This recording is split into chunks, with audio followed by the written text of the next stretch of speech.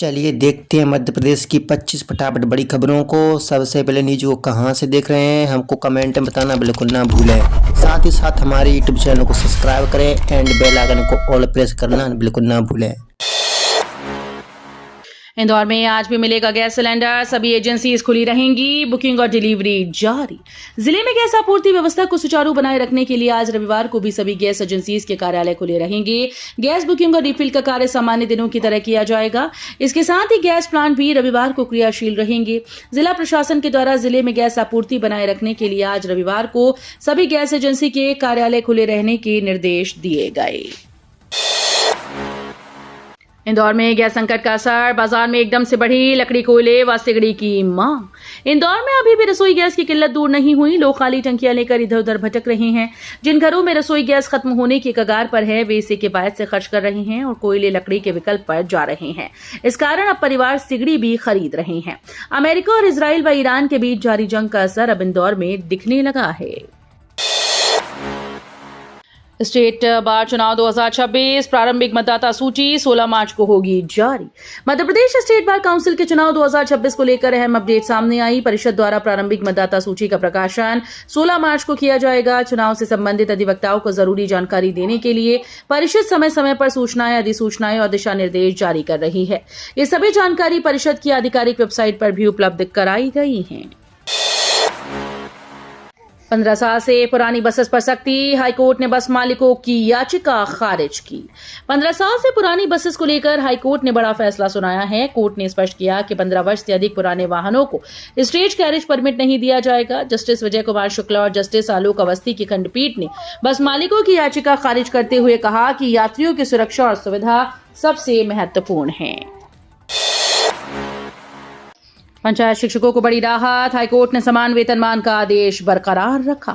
पंचायत शिक्षकों के लिए बड़ी राहत भरी खबर सामने आई। इंदौर हाईकोर्ट ने राज्य सरकार की पुनर्विचार याचिका को खारिज करते हुए पंचायत शिक्षकों को सरकारी कर्मचारियों के समान वेतनमान देने के फैसले को बरकरार रखा।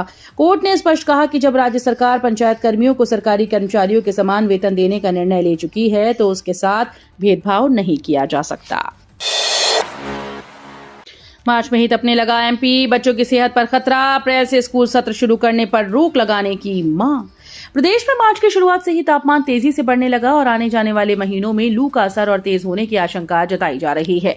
ऐसे में बच्चों की सुरक्षा को लेकर अब सियासी बयानबाजी भी शुरू हो गई है।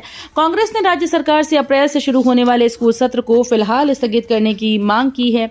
पूर्व प्रदेश प्रवक्ता विवेक त्रिपाठी ने इस संबंध में स्कूल शिक्षा मंत्री, मुख्य सचिव और स्कूल शिक्षा विभाग के सचिव को पत्र लिखकर कहा कि भीषण गर्मी के बीच छोटे बच्चों को स्कूल भेजना उनके स्वास्थ्य के लिए गंभीर खतरा बन सकता है। लोक अदालत ने पिता से दूर की गई बेटी को मिलवाया, पति पत्नी के 33 विवाद भी सुलझे। जिला न्यायालय मुरैना के अलावा सबलगढ़, जौरा और अंबा तहसील न्यायालयों में शनिवार को नेशनल लोक अदालत का आयोजन किया गया। इन अदालतों में कई पति पत्नी के बीच के विवाद सुलझे और सालों से अलग रह रहे दंपति एक साथ रहने को राजी हुए। एक पिता से उसके ससुरालियों ने बेटी को अलग कर दिया। लोक अदालत के कुटुंब न्यायालय ने पिता से बेटी को मिलवाया। सीएम डॉक्टर यादव ने की राहुल गांधी की निंदा, कहा कांग्रेस का षड्यंत्र जनता समझती है। मध्य प्रदेश के मुख्यमंत्री डॉक्टर मोहन यादव ने कांग्रेस नेता राहुल गांधी के बयान की कठोर शब्दों में निंदा की। उन्होंने कहा कि वैश्विक स्तर पर युद्ध के हालातों के बीच राहुल गांधी को सच्चाई समझनी चाहिए। राहुल गांधी को प्रधानमंत्री नरेंद्र मोदी के खिलाफ हल्की भाषा का प्रयोग नहीं करना चाहिए। जनता सब समझ रही है। इन्हीं हरकतों की वजह से कांग्रेस सत्ता से लगातार दूर बनी हुई है। इंदौर में 2606 लोकेशन पर 10 से 185% तक बढ़ेंगी गाइडलाइन दरें। 158 नई कॉलोनीज भी होंगी शामिल। इंदौर जिले में वर्ष 2026-27 के कलेक्टर गाइडलाइन दरों को लेकर प्रक्रिया शुरू हो गई। जिला मूल्यांकन समिति की बैठक में पंजीयन विभाग ने नए वित्तीय वर्ष के लिए दरों में संशोधन का प्रस्ताव प्रस्तुत किया। संपदा 2.0 सॉफ्टवेयर के जरिए अप्रैल 2025 से जनवरी 2026 तक हुई रजिस्ट्रीज के आंकड़ों का विश्लेषण किया गया। इसमें सामने आया कि कई क्षेत्रों में जमीन मकानों के बाजार भाव मौजूदा गाइडलाइन दरों से अधिक हैं, इसलिए दरों में वृद्धि का प्रस्ताव तैयार किया गया है। IRCTC की भारत गौरव ट्रेन से करें ज्योतिर्लिंग व दक्षिण भारत की तीर्थ यात्रा, 10 जून को होगी रवाना। मध्य प्रदेश के तीर्थ यात्रियों के लिए Indian railway catering and tourism corporation के द्वारा भारत गौरव पर्यटक ट्रेन का संचालन किया जा रहा है। ये विशेष ट्रेन 10 जून को इंदौर से 2 ज्योतिर्लिंग के साथ दक्षिण दर्शन यात्रा के लिए रवाना होगी। इस यात्रा के माध्यम से श्रद्धालुओं को दक्षिण भारत के प्रमुख धार्मिक स्थलों के दर्शन कराने की व्यवस्था की गई। ये ट्रेन इंदौर से चलकर उज्जैन, शुजालपुर से हो रानी कमलापति, इटारसी, बैतूल, नागपुर स्टेशन से होकर गुजरेगी। एमपी में महंगी होगी जमीन मकान की रजिस्ट्री, मनमाने रेट बढ़ाने की तैयारी। मध्य प्रदेश में रजिस्ट्री के लिए जमीनों के रेट तय करने के लिए बनाई जा रही कलेक्टर गाइडलाइन में इस बार भी कोई तय फॉर्मूला नहीं बनाया गया। मनमाने रेट बढ़ाने की तैयारी चल रही है। इस बार 10 से 30% तक रेट बढ़ाने की तैयारी है। सरकार गाइडलाइन के साथ लागू किए जाने वाले उपबंधों में कोई भी बदलाव नहीं कर रही है। टोल वसूली पर सुप्रीम कोर्ट का बड़ा आदेश, लागत से 4 से 6 गुना वसूली पर टोल होंगे निरस्त। सुप्रीम कोर्ट ने लेबर जावरा नया गांव टोल रोड पर लागत से कई गुना वसूली संबंधी याचिका को इंदौर हाईकोर्ट के खारिज करने के आदेश को रद्द कर दिया। फिर सुनवाई कर 3 माह में निर्णय करने का आदेश दिया। सभी पक्षों को 18 मार्च को हाईकोर्ट में पेश होने के निर्देश दिए। सीजेआई जस्टिस सूर्यकांत, जस्टिस जोय माल्या की खंडपीठ ने पूर्व विधायक पारस सकलेचा की याचिका पर ये निर्देश दिए। याचिकाकर्ता ने देवास भोपाल टोल रोड को भी शामिल करने व जनवरी 2026 तक के टोल संग्रहण दुर्घटना के आंकड़े अतिरिक्त दस्तावेज पेश करने की अनुमति का अनुरोध किया। एमपी के शहर को मिलेंगी 363 करोड़ की सौगात, सीएम करेंगे लोकार्पण, भूमि पूजन। मध्य प्रदेश के मुख्यमंत्री डॉक्टर मोहन यादव आज 15 मार्च को बुरहानपुर जिले के नेपानगर में विभिन्न विकास कार्यों की सौगात देंगे। सीएम डॉक्टर मोहन यादव 362 करोड़ 82 लाख रुपए के 127 विकास कार्यों का लोकार्पण, भूमि पूजन करेंगे। मुख्यमंत्री डॉक्टर मोहन यादव के दौरे को लेकर तैयारियां तेज हो गई हैं। उनके आगमन से पहले एसडीएम समेत अन्य पुलिस अधिकारियों ने निरीक्षण किया। बरकतउल्लाह विश्वविद्यालय बीयू में 16 मार्च से भरे जाएंगे वार्षिक परीक्षा के फॉर्म। बरकतउल्लाह विश्वविद्यालय ने राष्ट्रीय शिक्षा नीति के तहत सत्र 2025-26 की द्वितीय और तृतीय वर्ष की वार्षिक परीक्षाओं के लिए ऑनलाइन आवेदन प्रक्रिया घोषित कर दी। विश्वविद्यालय प्रशासन के अनुसार स्नातक पाठ्यक्रमों के विद्यार्थियों के लिए परीक्षा फॉर्म 16 मार्च से भरे जाएंगे। इसके अनुसार BA, BCom, BSc, home science, BBA, BCA, BA management और बीपीईएस पाठ्यक्रमों के नियमित और स्वाध्यायी विद्यार्थी एमपी ऑनलाइन पोर्टल के माध्यम से आवेदन कर सकेंगे। इंदौर खंडवा ब्रॉडगेज को लेकर पर्यावरण और वन मंत्रालय की अनुमति मिली, जल्द शुरू होगा काम। महू से मुख्तियार बलवाड़ा के बीच बिछने वाली नई Indore Khandwa broad gauge rail line का रास्ता साफ हो गया। पर्यावरण और वन मंत्रालय से प्रारंभिक अनुमति मिल गई है। इस स्वीकृति के बाद अब रेलवे द्वारा निर्माण कार्य जल्द शुरू किया जाएगा। ये परियोजना न केवल इंदौर बल्कि पूरे मालवा और निमाड़ क्षेत्र के लिए विकास का बड़ा माध्यम मानी जा रही है। परियोजना के लिए 10 मार्च 2026 से 9 जून 2026 तक काम शुरू करने की अस्थायी अनुमति दी गई। एमपी के सबसे बड़े सरकारी अस्पताल में फायरिंग, बदमाशों के बीच हुआ गैंगवार। मध्य प्रदेश की राजधानी भोपाल में स्थित प्रदेश के सबसे बड़े सरकारी हमीदिया अस्पताल में गोलीबारी की खबर सामने आई। यहां बदमाशों के द्वारा चलाई गोली इमरजेंसी गेट पर लगी। घटना के बाद अस्पताल परिसर में हड़कंप मच गया। बताया जा रहा है कि पुरानी रंजिश के चलते ये गोलीकांड किया गया। ये भी जानकारी सामने आई कि पहले बदमाशों ने शहर के एक पुराने बदमाश लल्लू रईस के घर में घुसकर 8 से 9 राउंड फायर किए। जबलपुर का रेडीमेड गारमेंट्स उद्योग देश के टॉप 10 में, स्टॉक क्लियरेंस सेल की धूम। केंद्र सरकार ने जबलपुर में कई साल पहले 42 करोड़ रुपए की लागत से रेडीमेड गारमेंट्स क्लस्टर बनाया था। आज इस क्लस्टर की वजह से जबलपुर में लगभग 20,000 लोगों को रोजगार मिलता है। जबलपुर में बनाए गए कपड़े पूरे देश में भेजे जाते हैं। जबलपुर के गोहलपुर में स्थापित क्लस्टर में छोटी बड़ी 200 यूनिट हैं जो रेडीमेड गारमेंट्स बनाती हैं। रेडीमेड गारमेंट क्लस्टर में ज्यादातर सामान होलसेल व्यापारियों के लिए तैयार किया जाता है, जो काफी कम कीमत में होलसेल व्यापारियों को उपलब्ध करवाया जाता है। मध्य प्रदेश की इकलौती रिफाइनरी में युद्ध का असर जीरो, पर्याप्त मात्रा में स्टॉक होने का दावा।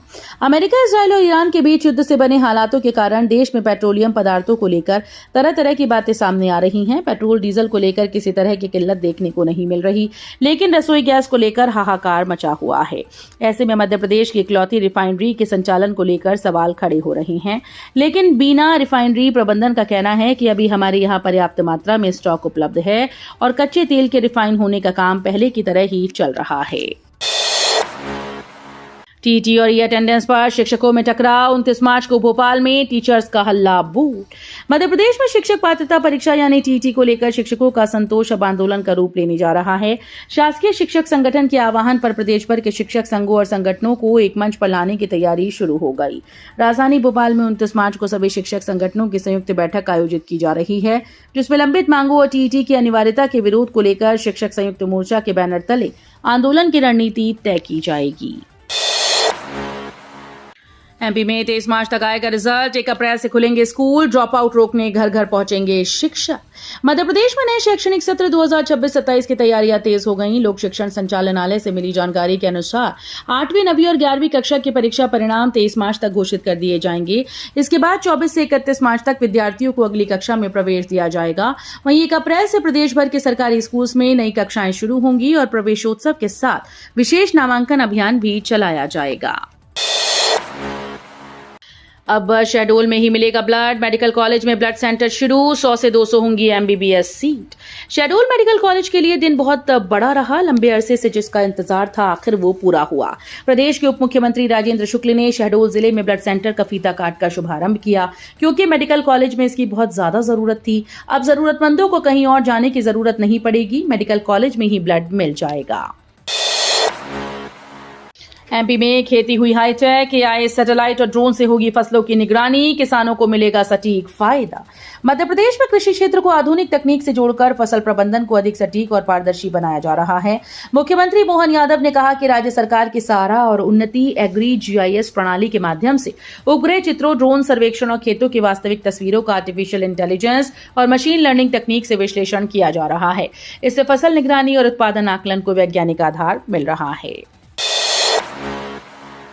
एमपी में सरकारी नौकरी का मौका। डेटा एंट्री ऑपरेटर के 770 पदों पर निकली बम्पर भर्ती।